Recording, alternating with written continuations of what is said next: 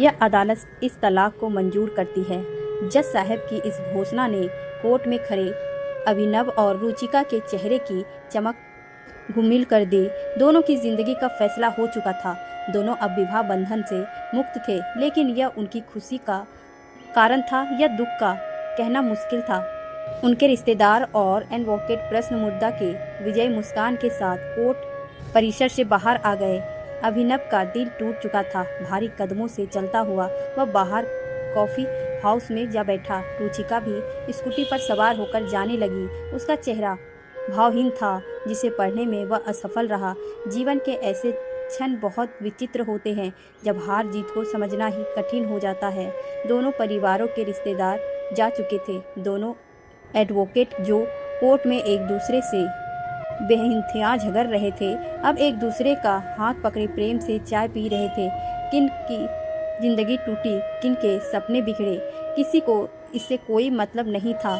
सभी रिश्तेदार और परिजन अपनी आन शान पर आई तोहमत को तला रूपी परिणाम में बदलकर अब रुखसत हो चुके थे। अब उनकी दखलंदाजी की कोई और संभावना नहीं बची थी। रुचिका अब उसके सामने से गुजर रही थी। एक नज़र उसने अनुभव को देखा। दोनों ठिठके भी, लेकिन शायद हाँ की दीवारों भावनाओं से ज़्यादा मजबूत थी। वह स्पीड बढ़ाकर निकल गई। उसका आक्रोश शायद स्कूटी के स्पीड पर निकला रहा था। तभी तेज कसर का आवाज़ गूंजी और अभिनव ने रुचिका की स्कूटी के सामने से आती कार से टकराते हुए देखा। वह दौड़ पड़ा। रुचिका सड़क पर बेसुध पड़ी थी। सिर से बेहद खून को देखकर वह घबरा गया। वो फौरन उसे उठाकर ऑटो अस्पताल की ओर दौड़ पड़ा। रुचिका की आंखें मूंदी जा रही थी। अनुभव का डर बढ़ता जा रहा था। अस्पताल में उसका इलाज शुरू हो गया, लेकिन उसे इस हालत में छोड़कर वह जाने को तैयार नहीं था। नियति के खेल भी कितने अजीब होते हैं। इंसान जब करीब हो तो दूर हो जाते हैं, और दूर रहने पर मुहर लग जाए तो नज़दीक आना संयोग बन जाता है। ज़्यादा दुखद पहलू तो यह था कि एक्सीडेंट की खबर उसके भाई या भाभी को मिल चुकी थी, लेकिन अभी तक दोनों को अस्पताल में आगमन नहीं हो पाया था। खून के रिश्तेदार अक्सर विपरीत अनुभव देते हैं। रुचिका के माता पिता तो थे नहीं, बस भैया भाभी थे। भाभी सुप्रीम कोर्ट के एडवोकेट से कम नहीं थी। दूसरे रुचिका के बड़े जीजा भी कुछ ज़्यादा ही समझदार थे। हकीकत यह थी कि पीहर में उन दोनों की ही चलती थी, जिनकी सोच में भावनाओं से ज़्यादा जोड़ तोड़ कारनामों छुपे होते थे। रुचिका को होश आ गया था। वह असमंजस भाव से बोली, आप यहाँ क्यों? मुझे यहाँ नहीं होना चाहिए था। दुखी स्वर में अभिनव बोला, आप जीत गए, मैं हार गई। इस शादी से मुक्त हो गए आप। एक चरित्रहीन महिला के साथ यहाँ आपको और समय बर्बाद नहीं करना चाहिए। अभिनव, रुचिका प्लीज पहले अपने आप को देखो। मैं क्रिमिनल, नालायक, दहेज का लोभी, तुम्हें टॉर्चर करने वाला। अब तुम मुक्त हो गई।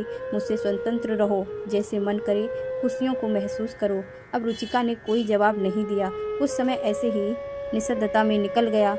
फिर धीमे स्वर में बोली, पैर का ऑपरेशन नहीं करवाया ना आपने? नहीं, अब दर्द महसूस नहीं होता मुझे। अभिनव शांत स्वर में बोला, क्यों? मैंने कसम दिलाई थी, आपने वो तो मान लेते। मुझे ऑपरेशन से भी बड़ा काम करना था रुचिका। आप कब समझोगे? अपने लिए भी जीना सीखो, सबका ख्याल। लेकिन खुद उदास रुचिका ने वाक्य अधूरा छोड़ा दिया। नहीं ख्याल रखता तो तुम्हें यूँ न होता। एक हरा हुआ इंसान हूँ मैं। ऐसा नहीं कहते अभिनव, शायद मेरी नियति ही ऐसी थी। माहौल बहुत गंभीर हो गया था। अभिनव रुचिका की आंखों में आए आंसुओं को पोंछ रहा था। सुनो, आप मुझे वो कोर्ट डिग्री वाले 6 लाख रुपए मत देना। अरे नहीं, वो तो मैं ज़रूर चुकाऊंगा, तुम्हें चाहे खुद को बेचना ही क्यों न पड़े। अभिनव दृढ़ स्वर में बोला, प्लीज़ अभिनव, मुझे नहीं लेना पैसे। क्यों? अब क्या हुआ? कोर्ट में तो तुम्हारा वकील मुझे अक्षम साबित करने पर तुला था, तुम्हारा ख्याल रखने में नाकाबिल। अभिनव स्वर में आक्रोश उभर रहा था। मुझे अब आत्मनिर्भर बनना है। कोई रखाव, कोई जिम्मेदारी किसी और की नहीं। रुचिका गंभीर गई। नहीं रुचिका, तुम पैसे ले लेना, मैं नहीं चाहता तुम अब दर दर की ठोकरें खाओ। भैया भाभी के आगे हाथ फैलाओ। रुचिका का चेहरा मुरझा गया। अभिनव ने उसकी दुखती रंग पर हाथ रख दिया था। कितना भी दिखावा करे, लेकिन हकीकत यही थी। उसकी आंखों से आंसुधार बहने लगी। तभी डॉक्टर चेकअप के लिए आ गए। अभिनव उनसे रुचिका की हालत जानने को बेकरार था। डॉक्टर ने मीठी झिड़की देते हुए कहा, मिस्टर, अपनी वाइफ का ख्याल रखो, बच गई आज, वरना। अभिनव को समझ नहीं आ रहा था कि वो क्या बोले। पिछले 2 साल से दोनों अलग रहे थे। तलाक की पहल रुचिका की ओर से हुई थी। इसमें उसकी भाभी और मेल नहीं खाई। जीजा की मुख्य भूमिका थी, जिनकी सोच अनुभव से कभी मेल नहीं खाई। सच तो था कि वह आज भी उसे दिल से चाहता था। तलाक को रोकने के लिए उसने कई बार प्रयास भी किया, लेकिन बातचीत या संपर्क स्थापित ही नहीं हो पाया। कोर्ट में भी दोनों बोलने को हुए, लेकिन भाभी दीवार की तरह हमेशा बीच में खड़ी मिली। डॉक्टर जा चुके थे। रुचिका फिर से बोलने लगी, आप घर जाइए प्लीज़, आपकी मम्मी खुशखबरी सुनाने को तड़प रही होगी। तुम्हें इस हालत में छोड़कर कैसे जा सकता हूँ? दुखी मन से अभिनव बोला, अरे अब हमारा रिश्ता ही क्या रहा? एक मोहर ने तुम्हें आज़ाद कर दिया है, तुम मुझे ही दोष क्यों दे रहे हो? तलाक के पेपर्स तो तुम्ही ने भेजे थे। चलो छोड़ो, अब सब बदल गया है, अलग रास्ते, नई जिंदगी, इसीलिए फॉर्मेलिटी छोड़ो। रुचिका की हंसी के पीछे का दर्द साफ झलक रहा था। एक बात पूछूं, क्या तुम्हें सच में लगता है कि मेरे किसी और से प्रेम संबंध थे? अब अभिनव में उदास स्वर में पूछा, नहीं, मैं नहीं जानती हूँ, आप ऐसे नहीं हो।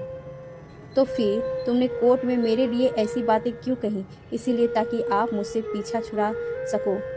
आपके घर वाले यही तो चाहते थे कि मैं आपकी ज़िंदगी से दूर हो जाऊं। अभिनव कुछ और बोल पाता, उससे पहले ही रुचिका के भैया भाभी दनदनाते हुए आ पहुँचे। भैया अनुभव पर गरजने लगा, मिस्टर, अब क्या जान लेकर ही मानोगी मेरी बहन की? अभिनव खून का घूंट पीकर रह गया। वहाँ हंगामा खड़ा करना व्यर्थ था। भाई रुचिका को समझा रहा था कि सब अभिनव का ही किया धरा है। वो बदला लेने के लिए उसकी जान तक ले सकता है। रुचिका अब और चुप नहीं रह सकी। प्लीज़ मुझे अकेला छोड़ दो, मैं अब जीना नहीं चाहती। अभिनव का वहाँ रहना अब और संभव नहीं था। घर पहुँचते ही उसे एक और झटका लगा। ड्राइंग रूम में बहन बहनोई वगैरह सब जीत का जश्न मना रहे थे। टेबल पर मिठाई सजी थी। मानव मन की ऐसी विचित्रता पर उसे कोफ्त होने लगी। क्या इंसान इतना आवेदनशील हो सकता है? व्यथित मन से वह अभी भी अपनी जीत हार को समझने में लगा था। रात के 9 बज रहे थे। बिस्तर पर पड़ा अभिनव करवटें बदल रहा था। उसे आज जीवन का कड़वा सच महसूस हो रहा था। रिश्ते की अहमियत तभी समझ आती है जब सब कुछ ध्वस्त हो जाता है। रुचिका 2 साल पहले घर छोड़कर जा चुकी थी, पर एक उम्मीद थी कि वो वापस जरूर आएगी, लेकिन आज कोर्ट की मोहर ने वह उम्मीद भी खत्म कर दी थी। उसकी आंखों में नम हो गई। अलमारी में आज भी रुचिका की कुछ साड़ियाँ कपड़े रखे हुए थे, जिन्हें अभिनव ने समृद्धियों की धरोहर समझकर सहेज कर रखा था। रुचिका का अक्स अब जेहन से हटाने को तैयार नहीं था। भले ही वह कड़वा बोलती थी, लेकिन उसकी हर ज़रूरत को बिना कहे समय से पहले समझ लेने उसकी खूबी थी। नींद कोसों दूर थी। उसे बीते 5 वर्षों का घटनाक्रम याद आने लगा। बिना माँ बाप की रुचिका का रिश्ता आते ही घर में भूचाल आया था, लेकिन उसकी फ़ोटो ने अभिनव का दिल जीत लिया था। सुंदर, सुशील और जवानी की सताई सी दबी छुपी छवि को अभिनव ने आंखों में ही पढ़ लिया था। जब वह उसे देखने गया तो गंभीर मूरत की तरफ बैठी रुचिका की आंखों ने बहुत कुछ बयां कर रहा था। उसमें अन्य लड़कियों जैसा उमंग और जोश नजर नहीं आया था। उसके एक कथन, आपको जीवन में मुझसे कभी कोई शिकायत नहीं मिलेगी, ने अभिनव का दिल जीत लिया था। इस अंकित ने ही शादी का फैसला कर लिया था।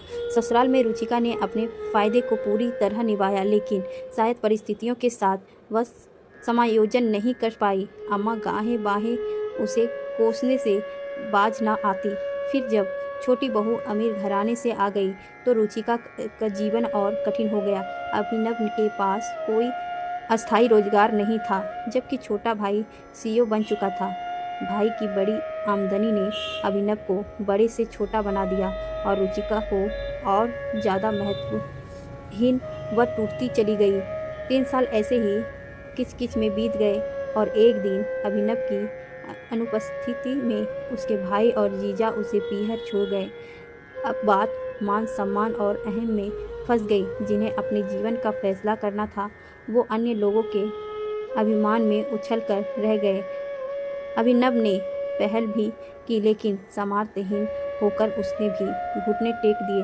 रुचिका शायद इतनी निराश हो चुकी थी कि अब ससुराल में उसे कोई उम्मीद की किरण नहीं दिख रही थी।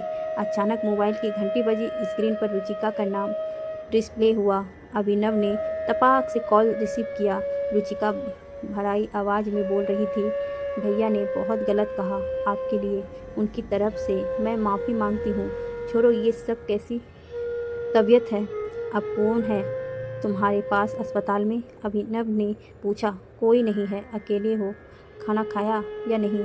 नहीं, अच्छा नहीं खाने की हद करती हो, रुको मैं आता हूँ। अरे नहीं, आप परेशान ना हो, पागल हो, रात में तबीयत बिगड़ गई तो कुछ नहीं बिगड़ेगा। अभिनव, मौत मेरे नसीब में नहीं। प्लीज़ रुचिका, ऐसी बात मत करो, मैं भी अभी तुमसे बहुत प्यार करता हूँ। अभिनव ने एक पल की भी देरी नहीं बिना अस्पताल का रुख किया। थोड़ी देर में वो रुचिका के सामने था।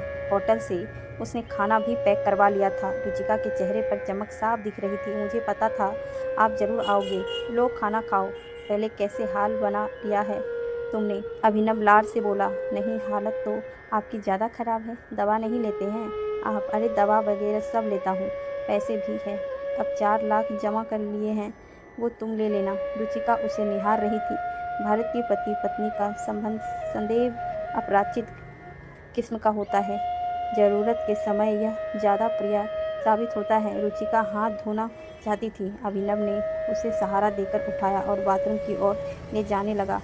कुछ देर बाद दोनों खाना खाने लगे। मनपसंद सब्जियां देखकर रुचिका पूछी, आपको अभी याद है मुझे क्या पसंद है? क्यों, तुम्हें क्या लगता है कि मैं तुम्हें भूल सकता हूँ? अभिनव ने भावपूर्ण स्वर में पूछा। रुचिका मौन रही। दोनों खाना खाने लगे। अभिनव ने उसे सहारा दे रखा था। सहारा शारीरिक, मानसिक और आत्मिक, जिसकी ज़रूरत प्रयास सभी को रहती है। कुछ पल की मौन संबंधता के बाद अभिनव बोला, रुचिका मेरी एक बात मानोगी क्या? रुचिका के स्वर में उम्मीद की झलक महसूस हो रही थी। वापस चलो, मुझे तुम्हारी ज़रूरत है। रुचिका के मुंह के शब्द उच्चारित नहीं हो रहे थे। उसका सिर अभिनव के सीने से सट। अभिनव ने उसे बाहों में भर लिया। पूर्व में हुई गलतियों को दोनों ने समय रहते हुए सुधार लिया था।